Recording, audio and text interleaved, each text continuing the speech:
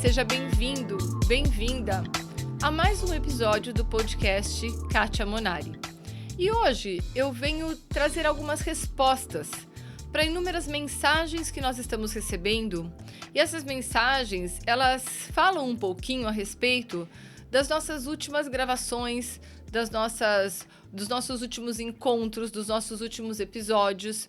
E é bem interessante porque foram mensagens bastante semelhantes e que me motivaram a vir aqui para falar a respeito de várias dúvidas que geram desconforto para as pessoas, mas o que foi interessante é que também gerou um estímulo para que nós nos conectássemos a muitas pessoas.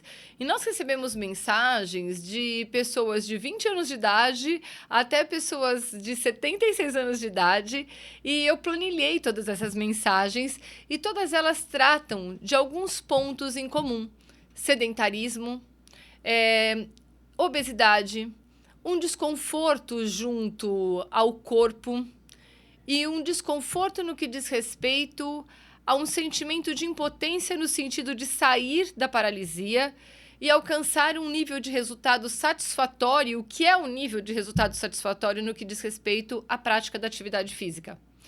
O que aconteceu? Muitas pessoas me escreveram e disseram: puxa, eu comecei a observar que as últimas gravações falam muito sobre maratona, sobre performance, sobre conquistas.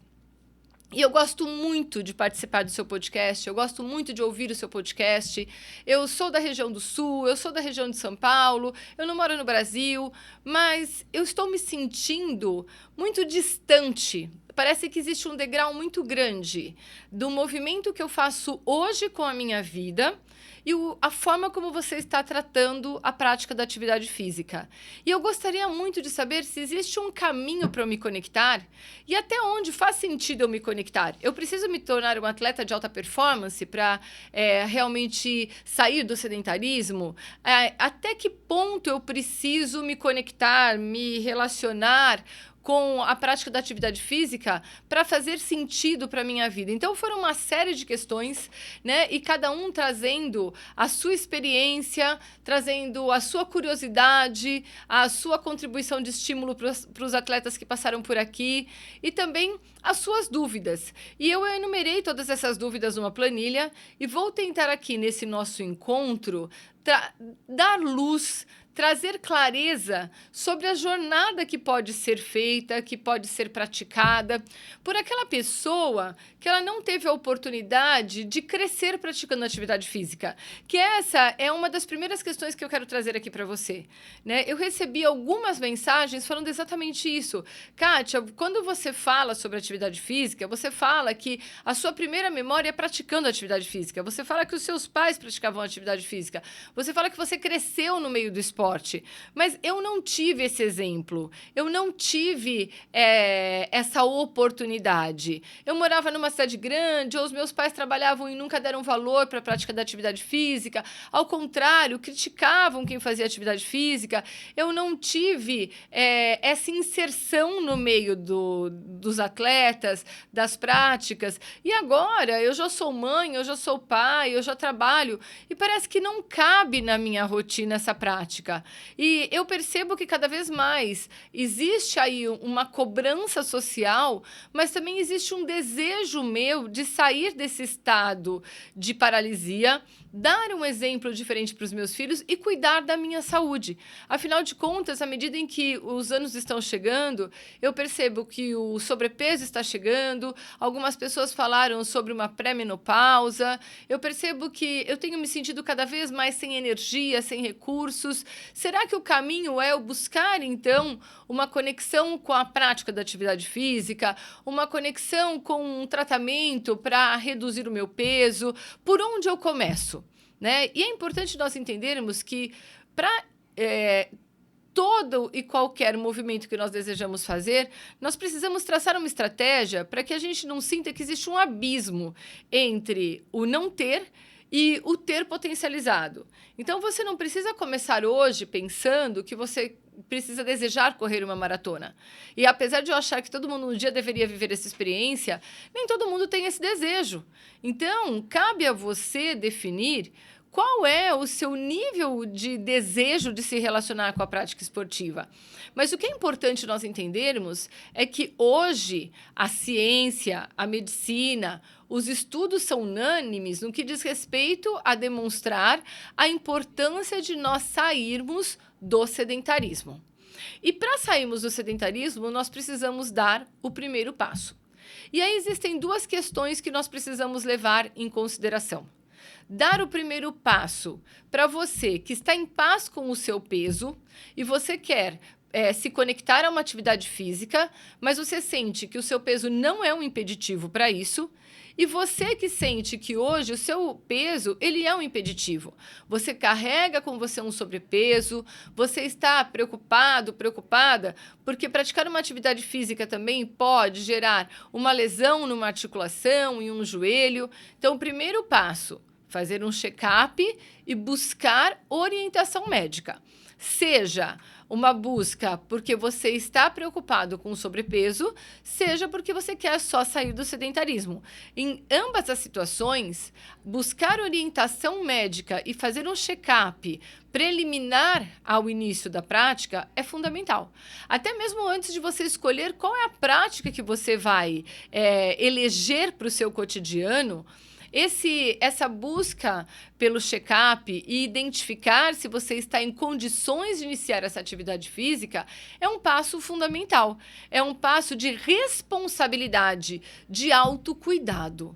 E todo movimento deve se iniciar no autocuidado. Então, eu busco uma clínica, eu busco um médico, eu busco uma referência para que eu tenha ali uma relação de exames para serem praticados e que me garantam de forma segura o que pode ser feito. Eu posso ter uma prática mais intensa no que diz respeito a um cardiorrespiratório? Eu posso ter uma prática mais intensa no que diz respeito à força muscular? Quais são as necessidades que o meu corpo hoje aponta? Né? Eu tenho ali uma carência de cálcio, eu tenho uma perda óssea. Então, dependendo da sua idade, os exames vão acusar aquilo que melhor se encaixa ao seu cotidiano. Falando sobre a minha experiência e tudo que tem permeado a minha história, o meu dia a dia, o meu cotidiano, né? Você sabe que hoje a Bell Vallen, ela é nossa patrocinadora dentro do nosso podcast e a Bell Vallen, ela é gerida, administrada pelo Dr. Diego, que possui 2 clínicas. A clínica que está voltada para o controle de peso, que é a clínica do Dr. Diego, e ela fica em Encantado, e essa clínica ela tem ali todo o aparato para você que está buscando uma correção relacionada ao seu peso, ao seu corpo. Você não está satisfeito com o seu corpo. Ali, se você é da região, você vai encontrar todos os recursos. Se você não é da região, você pode me passar uma mensagem, porque nós temos algumas alternativas de atendimento à distância para que te orientar e, através de uma prática de saúde segura, te dar um encaminhamento para que você encontre um caminho de solução para fazer as pazes com o seu corpo. Encontrando esse caminho de solução, você vai dar o passo seguinte, que é então começar a se conectar à atividade física. Mas, Kátia, eu já tentei tantas vezes fazer as pazes com o peso e parece que, por mais que eu tente, alguma coisa me puxa de volta. Parece que tem uma mola que me prende e eu vou um pouquinho, avanço um pouquinho e daqui a pouco parece que eu regrido. Por que isso acontece? Quando nós tratamos uma questão de sobrepeso, uma questão de insatisfação com o corpo, é importante nós entendermos que existem algumas camadas que precisam ser tratadas e levadas em consideração. Claro que tudo começa buscando o auxílio e a orientação da medicina, buscando um conjunto de exames que diagnosticarão qual é o melhor tratamento para com a sua fisiologia, né? E ali, cada um terá o seu protocolo e não me cabe aqui passar qual é o protocolo que funciona para cada caso. Isso é tudo muito específico, individual, e somente uma clínica e um médico podem te direcionar para um tratamento seguro. Mas acontece que, além do corpo, nós somos também inconsciente. Nós carregamos dentro de nós uma bagagem inconsciente. Nós carregamos mensagens que nem mesmo a nossa mente percebe que elas existem dentro de nós. Então, é fundamental eu entender que tratar do corpo é tratar além da fisiologia. E quando eu falo isso, eu não falo só sobre o sobrepeso. Eu falo sobre uma dor crônica, eu falo sobre uma doença recorrente, eu falo sobre um estado de adoecer com frequência. Toda e qualquer disfunção do nosso corpo precisa ser observado além da camada da fisiologia. Ela é principal e nada pode substituir um tratamento médico. Mas quando você associa o tratamento médico a uma observação de outras camadas e outras questões mais profundas, você tende a obter um resultado mais satisfatório e prolongado. Então, muitas vezes, aquela questão de tratamento de um sobrepeso, de uma dor crônica que vai e volta, uma enxaqueca que vai e volta, um desconforto que começa um tratamento e parece que cessa e de repente ele bate na sua porta de novo, pode ter um histórico que você não está identificando quando você não olha para questões que vêm registradas no seu DNA, no seu inconsciente e que não foram trabalhadas e não vieram à superfície. Eu vou te dar aqui alguns exemplos para que você compreenda como nós somos um ser total, né? Um ser completo e como algumas questões que ficam registradas dentro de nós podem trazer uma interferência na nossa relação, no nosso convívio com o nosso corpo, na nossa aceitação ou rejeição e até mesmo no nosso sentir disposição, sentir o desejo de ir adiante, de explorar, de praticar uma atividade física, de sair do sofá. Muitas vezes alguma coisa nos prende nesse sofá, muitas vezes alguma coisa nos prende na nossa cama, muitas vezes alguma coisa nos prende a uma compulsão alimentar. Por mais que a gente tente, a gente não consegue. E aí, o que acontece? Nós começamos a olhar e dizer, não sou capaz, não sou competente. Os outros conseguem e eu não consigo. Mas será que realmente, quando isso acontece, é uma falta de capacidade? Será que não existe alguma coisa silenciosa atuando sobre a sua vida, a sua história, e alguma coisa que age provocando esse desejo e fazendo com que esse desejo, essa força, se torne maior do que a sua vontade de levantar, de ir além, de ter um corpo diferente daquele que você está apresentando hoje, de ter uma prática de cotidiano, uma agenda, uma rotina diferente? Será que realmente é só força de vontade? E eu posso te garantir que não é. Se hoje você se sente incapaz, se hoje você sente uma angústia, você se sente reduzida, achando que eu não consigo, eu não sou bom o suficiente, as coisas só não acontecem comigo, é importante você entender que alguns movimentos inconscientes podem estar te conduzindo a essa situação até mesmo sem você perceber. E eu vou trazer aqui para você alguns exemplos para que você compreenda que a nossa vida é envolvida por algumas situações silenciosas que, quando desmistificadas e trazidas à superfície, geram uma nova forma de relacionamento com a vida e com nós mesmos. Você não é o seu corpo, você está nesse corpo. Você não é preguiçoso, você não é displicente. Você pode, naquele momento, estar interpretando papéis e rotulando com alguns nomes, com algumas características, mas você não é a sua essência, não é a displicência, não é a preguiça, não é a falta de vontade. Se você se caracteriza dessa forma, você pode até estar se sentindo dessa forma nesse momento, mas você não é. Então, o primeiro ponto é você compreender que a sua essência, ela é concebida sem essas características. E se hoje você sente que você apresenta e até rotula algumas características, é o momento de você compreender que você pode soltá-las. E a qualquer momento você pode resgatar a sua essência e identificar que você é maior do que tudo aquilo que está te prendendo e rotulando.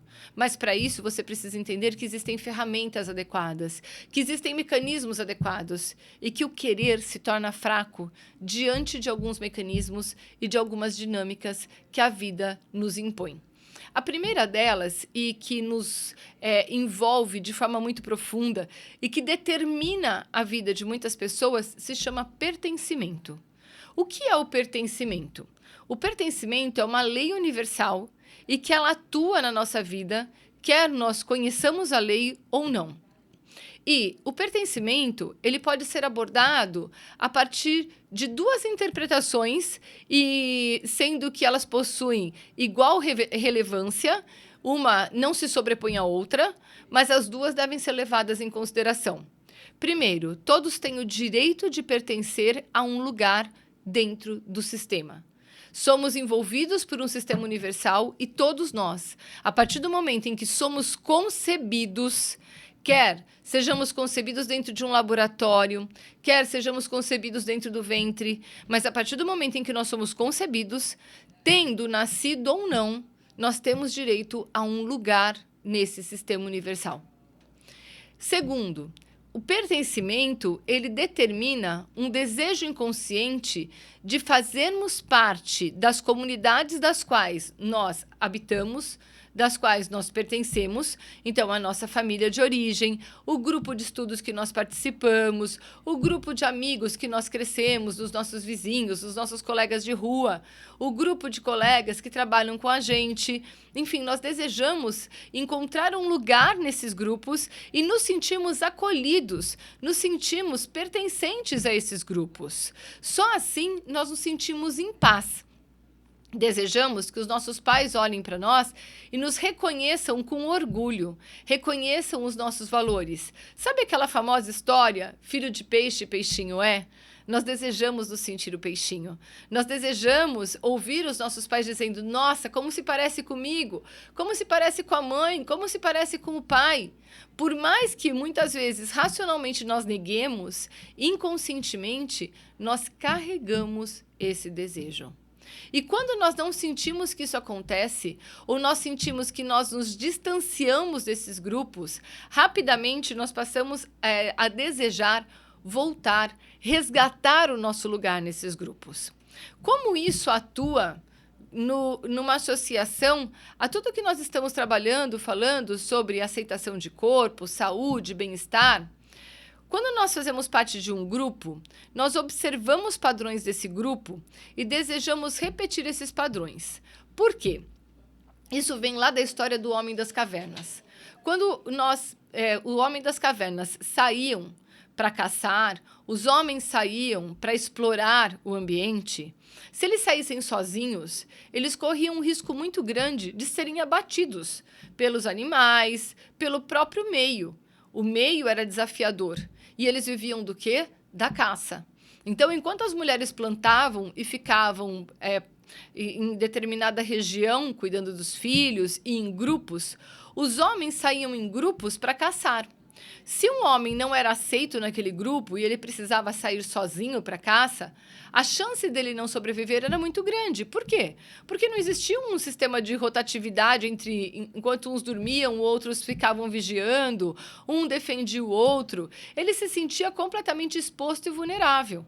Então, até por uma necessidade de sobrevivência, o homem registrou no seu mais profundo ser que para ele existir e para ele resistir a toda a ameaça que o meio praticava, ele precisa estar pertencente a um grupo. E todas as vezes em que ele sentia que ele podia ser excluído, vinha aquele frio na barriga, aquele desconforto, aquele medo da exposição, da vulnerabilidade, e então o risco de se ver sozinho e não voltar levando a caça para sua família. Desapontar a sua família e perder a própria vida. Hoje, nós não vivemos mais na era das cavernas, mas o nosso corpo continua carregando essa mensagem. O nosso inconsciente continua carregando esse registro. E é o mínimo sinal de que nós poderemos deixar de pertencer a determinado grupo do qual nós fazemos parte, a nossa barriga gela, a ansiedade vem à superfície, nós começamos a nos sentir desconfortáveis, angustiados, entristecidos, apáticos. E nós começamos a buscar uma forma de retornar de essa inserção nesse grupo, de retomar esse lugar no sistema. Por quê? Porque, sem perceber, nós tememos um risco de sermos abatidos pelo meio. Isso é completamente irracional.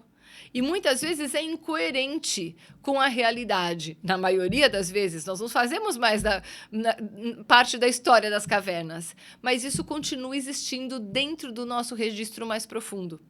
E por que eu te digo isso?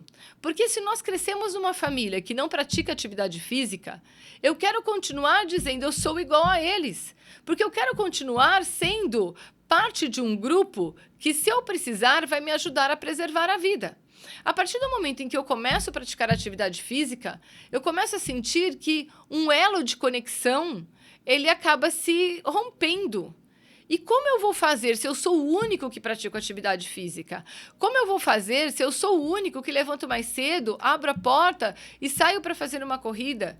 E que me inscrevo numa academia e eu ouço, nossa, que besteira, gastando com mensalidade de academia? Isso tudo começa a bater dentro de mim. E eu começo a me sentir distanciado desse grupo. Então, é fundamental que, nesse momento, eu encontre um auxílio para que eu consiga reconhecer que esse distanciamento pode ser trabalhado e, de forma individual, cada um encontrará um caminho para fazer as pazes e continuar a se sentir pertencente. É a única forma de se manter praticando atividade física. O mesmo acontece quando eu começo a fazer um tratamento para fazer as pazes com o meu corpo porque eu não estou satisfeita com o meu peso.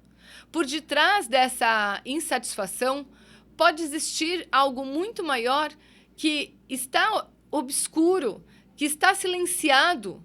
Mas, se eu venho de uma família que tem determinados hábitos alimentares, a tendência é que eu tente seguir e manter esses hábitos alimentares. E à medida em que eu começo a fazer um tratamento que me distancia desses hábitos alimentares, porque eu preciso reduzir o consumo de alimentos, eu começo a me perceber tomando um novo formato, uma nova forma, eu começo a me perceber me relacionando de uma forma diferente com o consumo da bebida alcoólica, com o consumo de açúcar.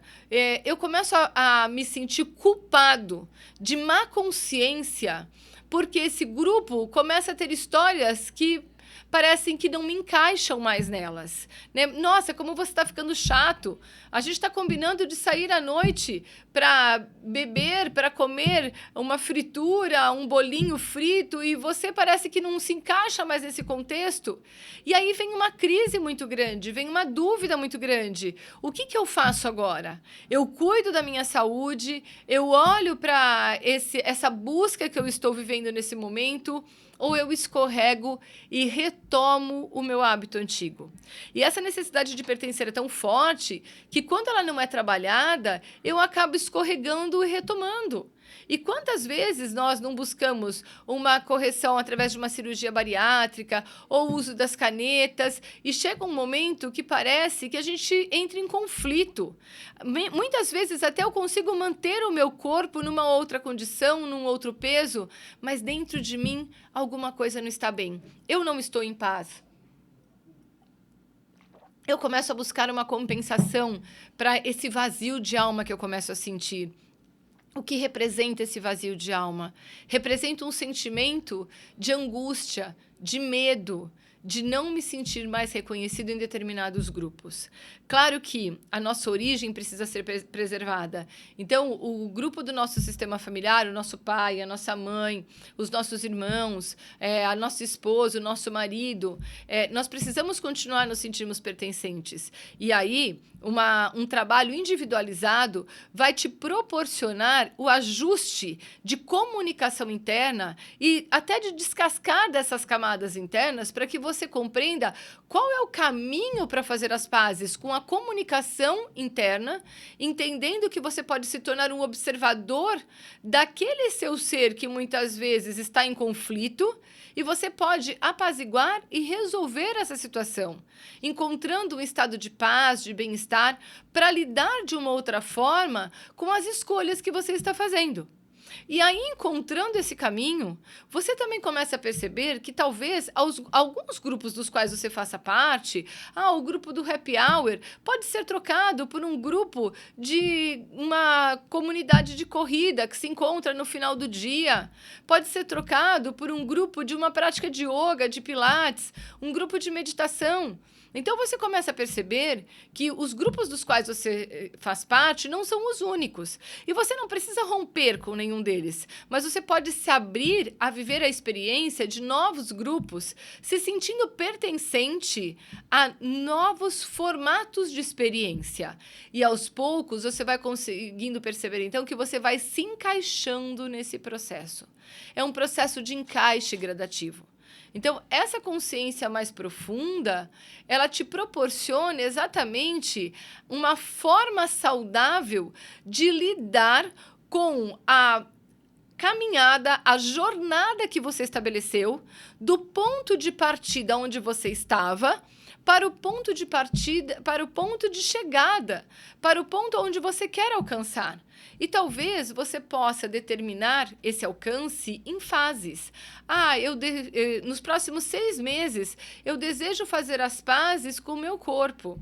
No próximo 1 ano, eu desejo sair do sedentarismo e chegar lá em novembro de 2027, fazendo uma caminhada de 10 quilômetros uma vez por semana. Enfim, junto com um profissional da saúde, com um educador físico, com um professor de pilates, de yoga, com uma assessoria de corrida, você vai definir quais são os seus objetivos, quais são as suas metas, quais são os seus desejos e desejos que sejam congruentes, sejam tangíveis para aquele momento que você está vivendo. Então, é um conjunto de situações. Primeiro, você vai buscar sair do momento de paralisia e buscar um auxílio na saúde para que, através de um protocolo de check-up, você alcance as informações necessárias, te liberando para buscar soluções de práticas, tanto por um tratamento, se for necessário, como por uma atividade física.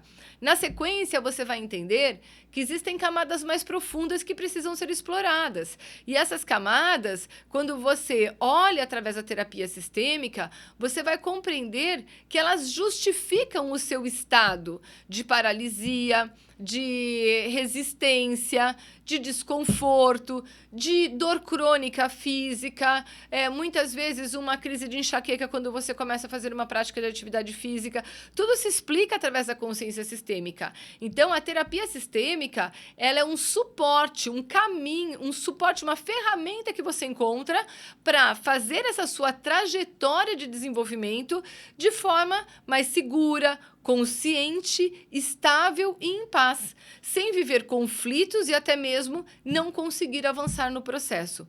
Na sequência, com orientação médica, você vai buscar uma orientação a nível esportivo, seja de uma assessoria, seja de um médico do esporte, seja de um educador físico, que vai lhe proporcionar insights sobre possibilidades de como avançar nesse processo, buscando individualmente quais são os seus objetivos. De repente, é um ganho de força muscular, é um ganho de uma melhoria de condicionamento físico, é realmente se tornar um atleta, é começar a fazer uma prática nova, porque você gostaria de viver uma experiência de novas práticas de atividades físicas. Então, junto desse educador físico, você vai conseguir encontrar orientações e até mesmo quais são os canais que você pode se conectar para viver experiências distintas, como as comunidades de corrida que existem hoje, as aulas de yoga que você pode fazer como experimentais, uma aula de pilates que você pode fazer como experimental, uma prática de musculação que você vai encontrar em várias academias, e você pode fazer testes até compreender o que se adequa a você e o que te proporciona bem-estar. Afinal de contas, o convite para viver essa jornada é um convite para o bem-estar, é um convite que busca uma forma de te conectar à vida, enxergando a oportunidade de usufruí-la sem o ter. Não é sobre o ter, é sobre o ser. Eu não tenho o que fazer. Que a prática da atividade física, as pazes com o seu corpo, não seja mais algo que te pesa, mas uma bagagem que você tem que carregar, que dói nas suas costas, que gera dor, que gera peso sobre os seus ombros. Mas que você encontre nessa jornada uma jornada de oportunidade para fazer as pazes com você mesma, para você se reconhecer, para você se conhecer melhor. E esse processo ele pode vir acompanhado de práticas de meditação, de respiração, que vão te proporcionar um mergulho ainda mais profundo sobre o seu ser, sobre a sua história, sobre quem de fato é a sua essência e quais são os diversos papéis que você tem exercido hoje na sua vida e quais fazem sentido para você e quais não farão mais sentido para você. E se você, mais uma vez, é da região de Lajeado, de Encantado, é nesse momento que você vai buscar se conectar a uma prática de atividade física, você vai buscar fortalecer o seu corpo, que você deve buscar a Bellvalin. A Bellvalin hoje, ela é o seu apoio, a ferramenta que você tem para te trazer toda a clareza e te nortear, abrir o norte e abrir um mapa para que você entenda como você deseja explorar esse caminho de desenvolvimento, saúde, bem-estar, prática esportiva, saindo do sedentarismo e se conectando ao desenvolvimento. Kátia, eu ainda tenho dúvidas, eu ainda quero esclarecer mais sobre isso, eu quero entender mais detalhes sobre a consciência sistêmica. Você pode me mandar uma mensagem, você pode me passar uma mensagem para o meu inbox no Instagram, que é @KatiaMonari, e eu vou te orientar, eu vou te trazer todas as dicas, eu vou te trazer todas as orientações necessárias para que você se conecte à clínica, para que você se conecte aos tratamentos necessários, para que você alcance o resultado tão desejado. E veja, existe algo que precisa ser levado em consideração. Quando nós começamos essa jornada de autoconhecimento, de desenvolvimento, de sair do sedentarismo, de nos conectarmos com a vida de uma outra forma, sem o ter, mas vivendo a oportunidade de ser, nós começamos a perceber que aquilo que nós estamos vivendo no nosso cotidiano, na prática desse autocuidado, nós começamos a perceber que ela começa a se refletir em todas as áreas da nossa vida. É o que nós chamamos de hábitos angulares. São posturas que nós adotamos, práticas que nós escolhemos, condutas que nós passamos a praticar e que automaticamente passam a se refletir em outras áreas da nossa vida. Nós passamos a resolver questões de uma forma diferente.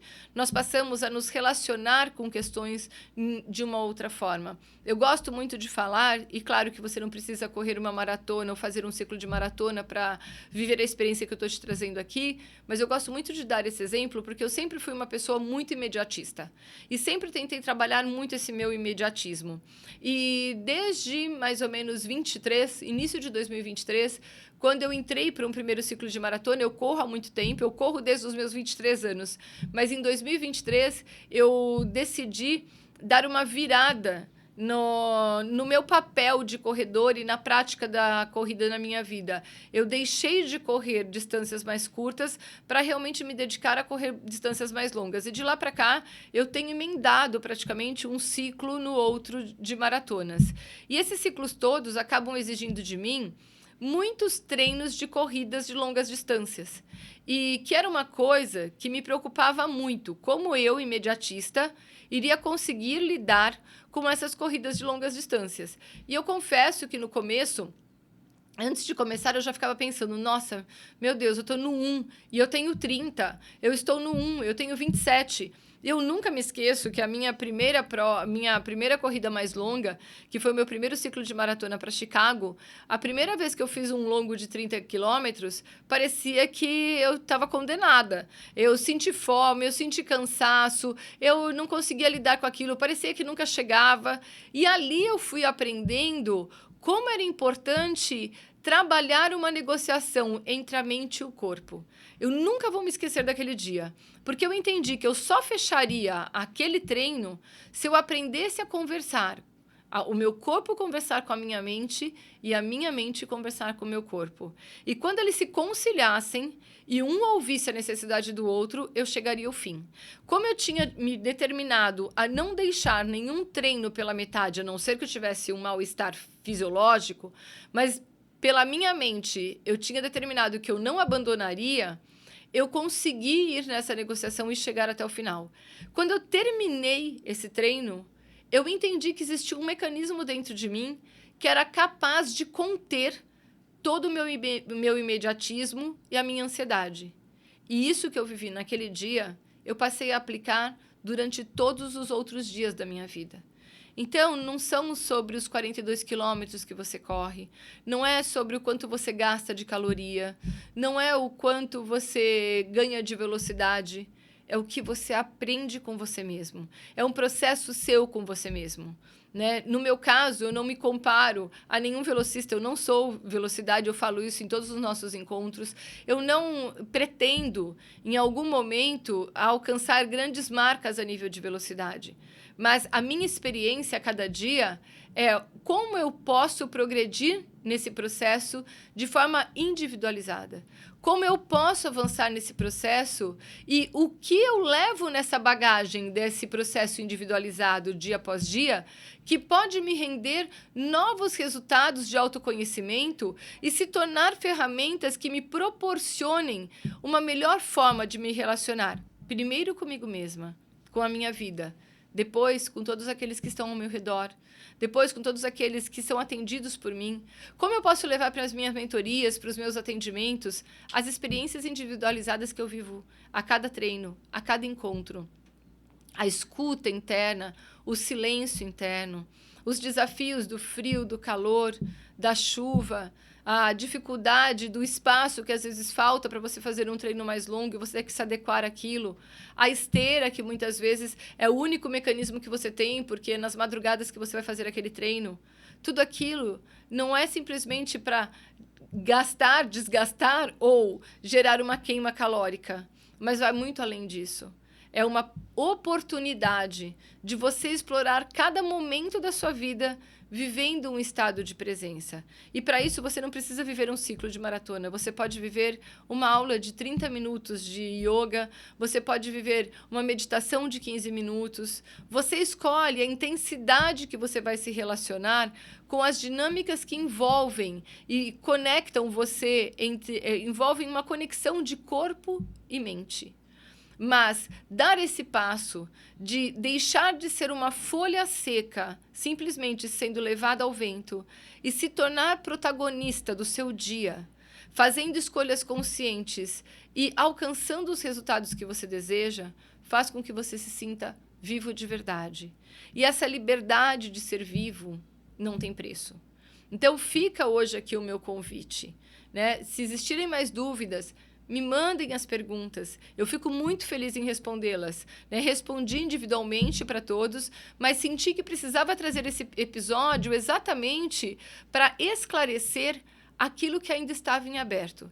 E é um prazer poder me conectar a cada um, responder a todas as perguntas, mostrar as inúmeras possibilidades de caminhos e recursos que hoje nós possuímos e deixar para você aqui o meu convite para desejar viver a experiência. Né? Deseje, busque, se movimente. Né? O movimento é para todos. A evolução é para todos. E se de alguma forma essa mensagem chegou até você, é porque Deus de alguma forma está falando no seu coração que você pode, você faz parte desse movimento, desse processo. Eu deixo aqui o meu grande beijo, o meu desejo que essa semana seja uma semana de muita reflexão e de muita conexão com você mesma. Minha gratidão, um grande beijo.